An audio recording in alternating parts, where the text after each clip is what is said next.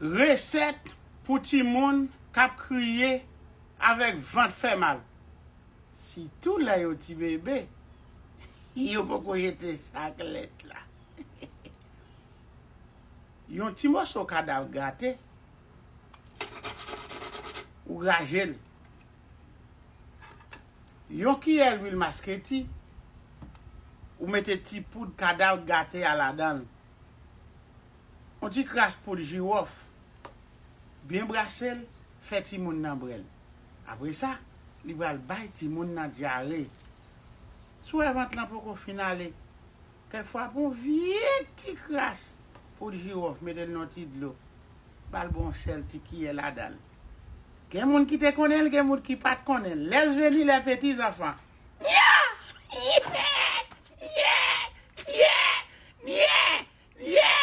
L'huile masqueti, poudre et cadavre gâté, yo ti craye. Laisse venir les petits enfants.